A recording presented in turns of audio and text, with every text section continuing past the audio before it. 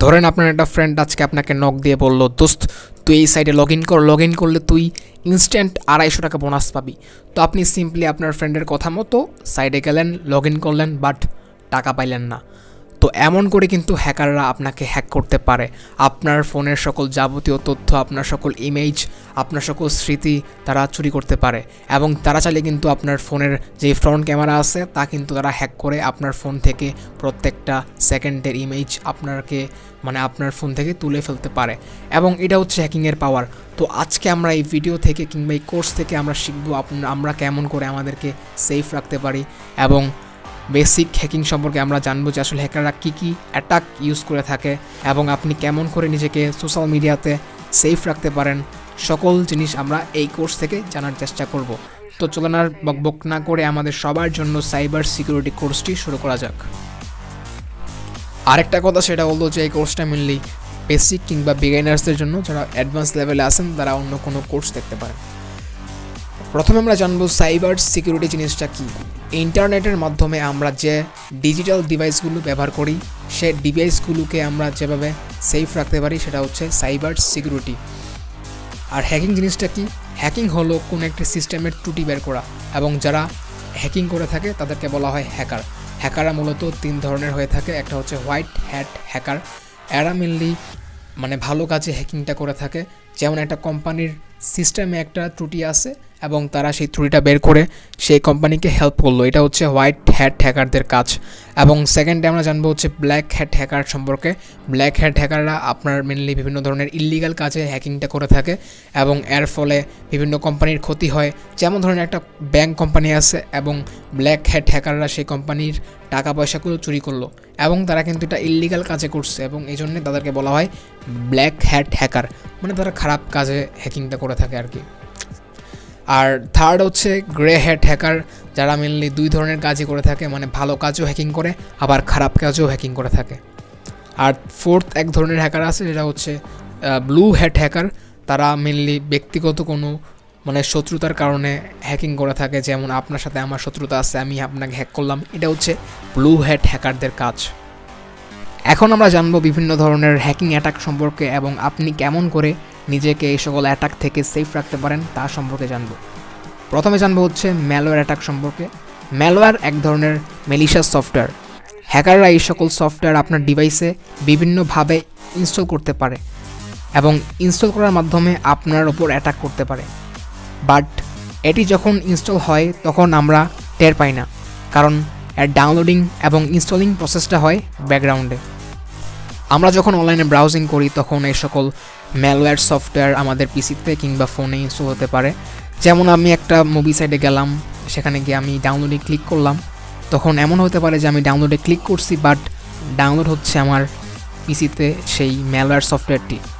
তো এই সকল ক্ষেত্রে আমাদেরকে অবশ্যই সাবধানতা অবলম্বন করতে হবে যে আমরা সঠিক সাইটে যাচ্ছি কিনা এবং সাইটগুলোকে আসলে নিরাপদ কিনা তা আমাদেরকে আগে জানতে হবে, এবং কখনও কোনো ইল্লিগাল ক্র্যাকিং সাইটে আমরা যাচ্ছি কিনা সেই সকল দিকে আমাদেরকে অবশ্যই লক্ষ্য রাখতে হবে।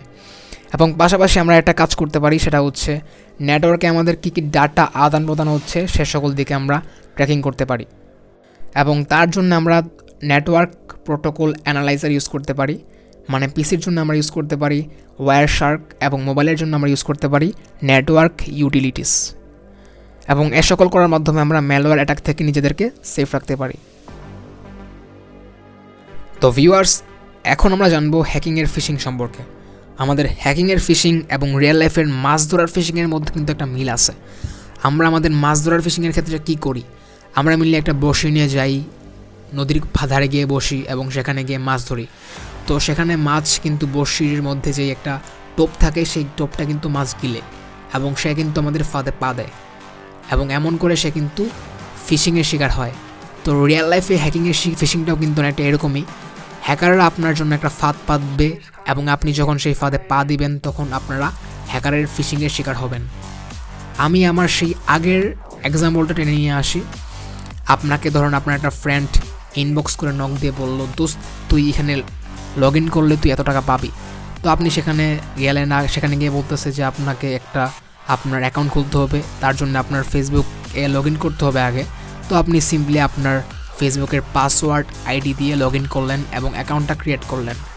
তো আপনি টাকাও পেয়ে গেলেন, ধরেন 1000 টাকা পেয়ে গেলেন, আপনি অনেক খুশি, এখন আপনি চিল, একবারে আপনি টাকা পেয়ে গেছেন, অ্যাকাউন্ট খুলছেন।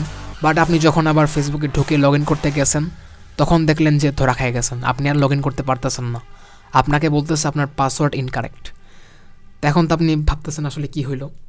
তো এই সকল ক্ষেত্রে আমরা মেনলি ফিশিংয়ের শিকার হই। হ্যাকাররা ফেসবুকের মধ্যে একটা ক্লোন একটা সাইট তৈরি করে এবং সেই সাইটের লিঙ্ক আপনাকে দেয়, এবং আপনি যখন সেই সকল সাইটে লগ ইন করতে যান তখন আপনাকে পাসওয়ার্ড চায় আপনার কাছ থেকে, এবং আপনি সেই সকল পাসওয়ার্ড দেন এবং আপনি ফিশিংয়ের শিকার হন।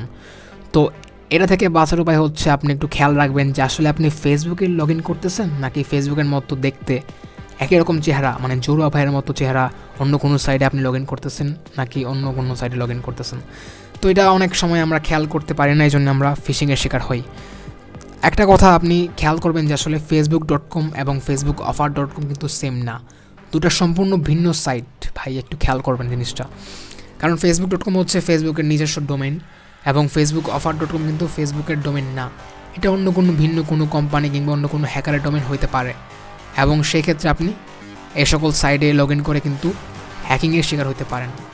তো অনেক সময় দেখা যায় যে আমরা বিভিন্ন ধরনের ই কমার্স সাইটে মানে বিভিন্ন জিনিস কিনতে যাই, তো সে সকল সাইট থেকে আমরা কিনি এবং সেখানে কিন্তু চাইলে হ্যাকাররা এ সকল সাইট ক্রিয়েট করে আপনাকে আপনার কাছ থেকে আপনার বিকাশের যে পিনটা আছে তা কিন্তু কালেক্ট করতে পারে। তো সে সকল ক্ষেত্রে আমরা অবশ্যই খেয়াল করব যে আমরা যে সাইটে লগ ইন করতেছি তা আসলে এসএসএল করা আছে কি না, মানে আপনি যেই সিকিউর এখন এক লক সাইন দেখতেছেন সেই লক সাইনটা আছে কি না তা আমাদেরকে অবশ্যই খেয়াল রাখতে হবে, তাহলে আমরা এ সকল সাইটে লগ ইন করবো। আর যদি সিকিউর সাইন না থাকে তাহলে আমরা এ সকল সাইট থেকে বিরত থাকব। সেকেন্ড, আমরা যে অ্যাটাক সম্পর্কে জানবো তা হচ্ছে র্যানসমওয়্যার অ্যাটাক। র্যানসমওয়্যার অ্যাটাকের ফলে আমাদের ফোন কিংবা পিসির মধ্যে যে সকল ফাইল আছে সকল ফাইল এনক্রিপ্ট হয়ে যাবে, অর্থাৎ আমরা সে সকল ফাইলগুলো আর ইউজ করতে পারবো না, এমন একটা অবস্থা হয়ে যাবে। এবং তখন হ্যাকার আপনার পিসিতে কিংবা ফোনে একটা মেসেজ শো করাবে যে আপনি এই পরিমাণ টাকা হ্যাকারকে পে করলে সে আপনার ফাইলগুলোকে আবার ব্যাক করবে। তো এই অ্যাটাক থেকে বাঁচতে হলে আমরা দুই ধরনের কাজ করতে পারি। একটা হচ্ছে আমরা আমাদের ল্যাপটপ কিংবা পিসিতে বেশি ইম্পর্ট্যান্ট ফাইল রাখবো না, যার কারণে আমাদেরকে এই টাকা পে করতে হয়। মানে আমরা হচ্ছে বিভিন্ন ধরনের ক্লাউড সিস্টেম আছে, যেমন গুগল ড্রাইভ আছে, আমরা ক্লাউডে এসব ইম্পর্ট্যান্ট ফাইলগুলো সেভ করে রাখতে পারি। এবং হ্যাকাররা যখন টাকা চায় তখন কিন্তু আপনি টাকাটা পে করবেন না, কারণ এমনও হতে পারে যে আপনি টাকা পে করলেন বাট হ্যাকাররা আপনার ফাইলগুলো আপনাকে ব্যাক করলো না। আপনি সেকেন্ড আরেকটা কাজ করতে পারেন, যখন আপনার ফাইলগুলো এনক্রিপ্ট হয়ে যাবে সেই কাজটা হলো আপনার পিসির মধ্যে যে সকল ফাইলগুলো এনক্রিপ্ট হয়ে আছে সে সকল ফাইলগুলোর নামে আপনি লাস্টে দেখবেন যে আপনার মানে ফাইলগুলোর এক্সটেনশন নেম দেওয়া আছে, সেই সকল এক্সটেনশন নেমগুলো আপনি গুগলে সার্চ করে আপনি সলিউশন চেক করতে পারেন যে এর কোনো সলিউশন আছে কি না।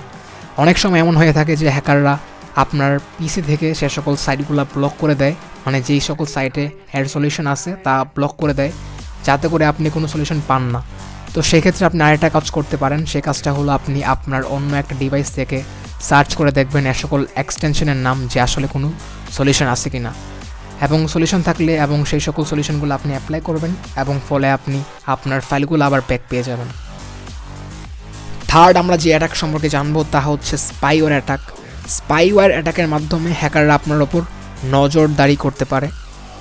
তো এই ক্ষেত্রে হ্যাকাররা বিভিন্ন ধরনের কিলগার সফটওয়্যার আপনার ফোন কিংবা আপনার পিসির মধ্যে ইনস্টল করতে পারে এবং এর ফলে আপনার ফোনের মধ্যে যে সকল তথ্য আছে সে সকল তথ্যগুলো আপনার যে হ্যাকারটা ইনস্টল করছে সফটওয়্যারগুলো তার কাছে তথ্যগুলো চলে আসবে এবং সে সকল তথ্য দিয়ে আপনাকে ব্ল্যাকমেল করতে পারে এবং অন্যান্য ইল্লিগাল কাজে আপনাকে বিরক্ত করতে পারে। তো এই অ্যাটাক থেকে বাঁচতে হলে আমাদেরকে খেয়াল রাখতে হবে যে আমাদের ফোন দিয়ে কখন কে কী সফটওয়্যার ইনস্টল করতেছে, কোনো কিলোগার্ড সফটওয়্যার ইনস্টল করতেছে কি করতেছে না তা আমাদেরকে খেয়াল রাখতে হবে। এবং এটা কিন্তু খুবই ইজি একটা কাজ, জাস্ট আপনার ফোনটা নেবে এবং আপনার ফোনটা নেওয়ার পরে আপনার ফোনে একটা সিম্পলি একটা মানে কিলগার্ড সফটওয়্যার ডাউনলোড করে ইনস্টল করবে এবং এর ফলে আপনার সকল তথ্যগুলো ওর কাছে চলে আসবে। তো এটা থেকে বাঁচার জন্য আমি তো বললাম কী করতে হবে, তো এমন করে আপনারা এই অ্যাটাক থেকে সেফ থাকতে পারেন। ফোর্থ, আমরা জানবো সোশ্যাল ইঞ্জিনিয়ারিং সম্পর্কে। হ্যাকাররা এই প্রক্রিয়ায় বিভিন্ন ধরনের সূক্ষ্ম ফাঁদ পেতে থাকে। একটা এক্সাম্পল দিই তাহলে আপনারা সহজে বুঝতে পারবেন। আজকে ধরুন আপনি রাস্তার মধ্যে হাঁটতেছেন এবং তখন একটা লোক আপনাকে বলল যে ভাই আমার তো ফোনে চার্জ নাই, আপনি আপনার ফোনটা একটু দেন, আমার অনেক ইম্পর্টেন্ট একটা ফোন করতে হবে, বাসায় অনেক গুরুত্বপূর্ণ কাজ আছে। তো সেক্ষেত্রে আপনি অনেক ভালো মনের মানুষ, আপনি সিম্পলি আপনার ফোনটা দিলেন এবং সেই লোকটা আপনার ফোনে কোনো একটা ম্যালওয়্যার কিংবা কোনো একটা মানে কিলকার টাইপের সফটওয়্যার আপনার ফোনে ডাউনলোড করলো এবং এর ফলে আপনি হ্যাকিংয়ের শিকার হলেন। তো এই সকল ক্ষেত্রে আমাদের তেমন কিছু করার নাই, জাস্ট একটু মানে সচেতন হওয়া লাগবে যে কখন কে কী আমাদের ফোন নিয়ে কী করতেছে তা একটু দেখা লাগবে, খেয়াল করা লাগবে, তাহলে আমরা মোটামুটি এ থেকে সেফ থাকতে পারি। আমরা অনেক সময় আমাদের পিসিতে কিংবা ফোনের মধ্যে অনেক পাইরেটেড সফটওয়্যার ডাউনলোড করে ইনস্টল করি, তো সেই সকল সফটওয়্যারে কিন্তু ভাইরাস কিংবা ম্যালওয়্যার থাকতে পারে এবং এই সকল ভাইরাস থেকে আমরা সেফ থাকতে হলে আমাদের পিসিতে অবশ্যই ফায়ারওয়াল অ্যাক্টিভেট করে রাখতে হবে, যাতে করে আমরা সেফ থাকতে পারি। এবং অনেক সময় আমরা ইউএসবি কিংবা মেমোরি কার্ড অনেক কম দামে কিনে থাকি এবং সেই সকল মেমোরি কার্ড অনেক সময় দেখা যায় যে 200 টাকা দিয়ে আমরা 64 জিবি কিনলাম এবং এই সকল সস্তা মেমোরি কার্ডে কিন্তু ভাইরাস থাকতে পারে। অনেক সময় হ্যাকাররা আপনাকে টার্গেট করে এই সকল মেমোরি কার্ড আপনার ওপর মানে আপনাকে সেল করতে পারে এবং আপনি যখন এই সকল মেমোরি কার্ড আপনার ফোনের মধ্যে ঢোকাবেন তখন কিন্তু আপনি হ্যাকিংয়ের শিকার হতে পারেন। তো সে সকল ক্ষেত্রে আপনি অবশ্যই ভালো কোম্পানি থেকে মানে ভালো ব্র্যান্ডের মানে ইউএসবি কিংবা মেমোরি কার্ডগুলো কিনবেন, যাতে করে আপনি সেফ থাকতে পারেন। এবং রাস্তা থেকে যে সকল কিনবেন এগুলো কিন্তু অনেক সময় ভাইরাস থাকতে পারে কিংবা হাবিজাবি ম্যালওয়্যার থাকতে পারে, তো সে সকল ক্ষেত্রে আপনি অবশ্যই সেফ থাকবেন। তো ভিউয়ার্স, আমরা আমাদের ভিডিওর একবার লাস্ট প্রান্তে এসে পড়েছি। এখন আমরা জানবো যে আপনি কেমন করে নিজেকে সোশ্যাল মিডিয়াতে সেফ রাখতে পারেন। তো প্রথমে আমি একটা কথা বলে নেই যে আপনি অবশ্যই আপনার ফেসবুক কিংবা ইনস্টাগ্রাম অ্যাকাউন্টে আপনার একান্ত ব্যক্তিগত কোনো কিছু রাখবেন না, যাতে করে হ্যাকাররা আপনাকে হ্যাক করলেও আপনার কোনো কিছু দিয়ে আপনাকে ব্ল্যাকমেইল না করতে পারে। আর সেকেন্ড, আপনি যে কাজটা করবেন আপনি অবশ্যই একটা স্ট্রং পাসওয়ার্ড ইউজ করবেন, যাতে করে হ্যাকাররা আপনার অ্যাকাউন্টের পাসওয়ার্ডটা সহজে ক্র্যাক করতে না পারে। অনেক সময় দেখা যায় আমরা আমাদের ফেসবুকের পাসওয়ার্ড আমাদের নাম দিই, আমাদের ফোন নাম্বার দিই এবং এর ফলে হ্যাকাররা ডিকশনারি অ্যাটাক কিংবা ব্রুট ফোর্স অ্যাটাকের মতো অ্যাটাক করে আমাদের পাসওয়ার্ডটা ক্র্যাক করে ফেলে। আমরা অবশ্যই একটা স্ট্রং পাসওয়ার্ড ইউজ করব, যার মধ্যে থাকবে ক্যাপিটাল লেটার, স্মল লেটার, পাশাপাশি বিভিন্ন ধরনের নাম্বার এবং বিভিন্ন ধরনের যেই স্পেশাল ক্যারেক্টারগুলো আছে এগুলো আমরা ইউজ করব এবং এতে করে আমাদের পাসওয়ার্ডটা অনেক স্ট্রং হবে এবং হ্যাকাররা সহজে ক্র্যাক করতে পারবে না। থার্ড যে কাজটা আপনি মাস্ট করবেন তা হলো আপনি অবশ্যই 2 স্টেপ ভেরিফিকেশন অন করে রাখবেন আপনার অ্যাকাউন্টে, যাতে করে হ্যাকাররা আপনার অ্যাকাউন্টটা সহজে হ্যাক করতে না পারে। এবং ফোর্থ আপনি যে কাজটা করবেন তা হলো আপনি অবশ্যই আপনার অ্যাকাউন্টের জন্য একটা রিকভারি ইমেল রাখবেন, যাতে করে আপনার অ্যাকাউন্টটা হ্যাক হয়ে গেলেও আপনি সেই রিকভারি ইমেল দিয়ে আপনি আপনার অ্যাকাউন্টটা ব্যাক করতে পারেন। এবং 5 যে কাজটা আপনি করবেন তা হলো আপনি অবশ্যই আপনার ফোন নাম্বারটা ফেসবুক অ্যাকাউন্টের যেই সিকিউরিটি আছে তার মধ্যে গিয়ে আপনি আপনার ফোন নাম্বারটা অবশ্যই অনলি মি করে রাখবেন, যাতে করে আপনি সহজে মানে আপনার ফোন নাম্বার কেউ যাতে না জানতে পারে। এই সকল 5টা কাজ আপনি অবশ্যই মাস্ট করবেন। এর পাশাপাশি আপনি যে সকল কাজ করবেন না তা হলো আপনি অচেনা কোনো ব্যক্তিকে আপনার ফ্রেন্ড বানাবেন না, আপনি ওপেন ওয়াইফাই ইউজ করবেন না, সাইবার ক্যাফেতে আপনি যখন লগ ইন করবেন তখন আপনি সেফ পাসওয়ার্ডে ক্লিক করবেন না, এরপরে আপনি মেসেঞ্জারে কিংবা ইনবক্সে আপনি আননোন কোনো লিঙ্কে ক্লিক করবেন না। অনেক সময় আমরা অনেক ধরনের অ্যাড দেখি অনেক গেমসের, যেমন গেমস খেলে আপনার ফিউচার জেনে নিন, এরকম উল্টাপাল্টা গেমস, এ সকল গেমস আপনি খেলবেন না, কারণ এ সকল গেমসের ক্ষেত্রে অনেক সময় লিঙ্ক দেওয়া থাকে, এ সকল লিঙ্ক ক্লিক করলে আমরা অনেক সময় হ্যাকিংয়ের শিকার হতে পারি। তো ভিউয়ার্স, এই ছিল আমাদের সবার জন্য সাইবার সিকিউরিটি মিনি কোর্স। এখানে আমি একবারে বেসিক লেভেলের কথাবার্তা বলার চেষ্টা করছি। তো যারা হয়তো আমার চ্যানেলে নতুন তারা আমার অন্যান্য ভিডিওগুলো দেখতে পারেন, ভিডিওগুলো ভালো লাগলে চ্যানেলটা সাবস্ক্রাইব করতে পারেন। আর পাশাপাশি এটা কিন্তু অনেক ইম্পর্টেন্ট একটা ভিডিও, কারণ আমাদের সবারই জানা উচিত যে আমরা কেমন করে অনলাইনে সেফ থাকতে পারি। এই জন্য আপনারা অবশ্যই আপনার ফ্রেন্ড কিংবা ফ্যামিলি মেম্বার্সদের ভিডিওটা শেয়ার করতে পারেন, তাদের অবশ্যই অনলাইনে সেফ থাকা উচিত, তাই নয় কি? তো আপনি অবশ্যই ভিডিওটা শেয়ার করবেন তাদের কাছে এবং তাদেরকে সেফ থাকতে সাহায্য করবেন। তো এই ছিল আমাদের আজকের ভিডিও, দেখা হবে পরবর্তী ভিডিওতে। আল্লাহ হাফেজ।